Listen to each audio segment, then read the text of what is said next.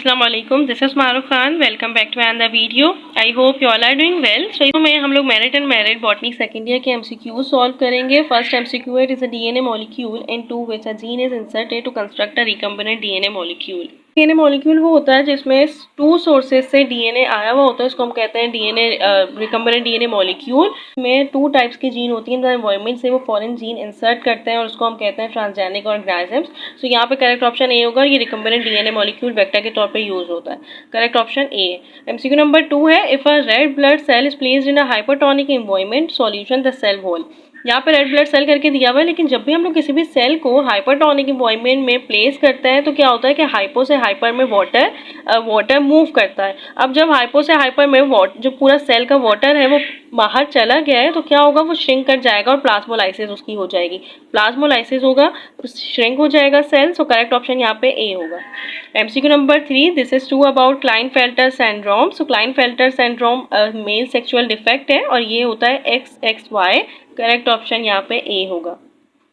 MCQ number 4, these are dash phases of growth. so there are three phases of growth. एक होता है formative phase, एक होता है elongation phase, एक होता है maturation और differentiation phase. so correct option यहाँ पे B होगा, three phases of growth. MCQ number 5, haptonastic movement are due to this stimulus. So haptonastic movement nastic movement है जो नॉन डायरेक्शनल होती है और हेप्टोनास्टिक मूवमेंट हमेशा इंसेक्टिवोरस प्लांट्स में देखी जाती है, टू टच देखी जाती है। करेक्ट ऑप्शन यहाँ पे ए होगा। MCQ number 6, auxin does not initiate root, promote apical dominance, act as a weedicide, promote seed dormancy. So ये इनिशिएट भी करता है रूट को, प्रमोट भी करता है एपिकल डोमिनेंस को, एक्ट करता है एज अ वेरिसाइड, लेकिन प्रमोट नहीं करता सीड डोर्मेंसी को। इसका इथीन एंड साइटोकाइनाइन का काम होता है promote seed dormancy. Correct option यहाँ पे डी होगा। MCQ number 7, infected plants produce a group of compounds that act as an antibiotics, this group is called. So phytoalexins या फिर हम कहते हैं प्लांट ग्रोथ हार्मोन्स, वो होते हैं जो प्लांट एक इन्फेक्टेड प्लांट प्रोड्यूस करता है। करेक्ट ऑप्शन यहाँ पे ए होगा, फाइटोएलेक्सिन्स। एमसीक्यू नंबर 8 है, seedless fruit formation is called. So seedless fruit formation हमेशा पार्थेनोकार्पी कहलाती है, जिसमें फ्रूट की फॉर्मेशन होती है विदाउट सीड। करेक्ट ऑप्शन यहाँ पे ए होगा, parthenocarpy. MCQ number 9, losing excess water through special force on the surface of plant is called. So lose करता है, कोई भी प्लांट लूज करता है excess water in the form of droplet through special force, वो होती है गुटेशन। करेक्ट ऑप्शन यहाँ पे बी होगा।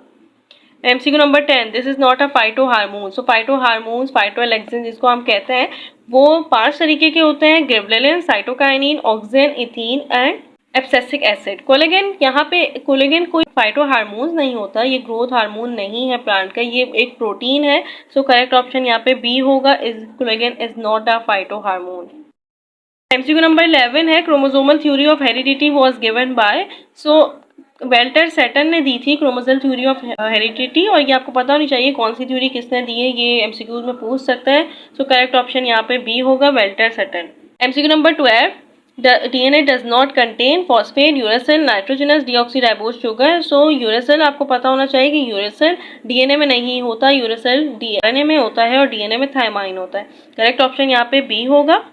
MCQ number 13, urine turned black when exposed to air. This sign was prevented in ketonuria, alkaptonuria, diabetes and thalassemia. So urine turn हो जाता है black जब वो एक्सपोज होता है एयर से, ये एक साइन है एल्केप्टोनोरिया का। सो ये सिम्टम होता है एल्केप्टोनोरिया का। करेक्ट ऑप्शन यहाँ पे बी होगा, is not a stop codon. So UAE, UGG, UGA and UAG, UAA, UGA and UAG stop codon होते हैं, लेकिन UGG is not a stop codon। यहाँ पे करेक्ट ऑप्शन बी होगा।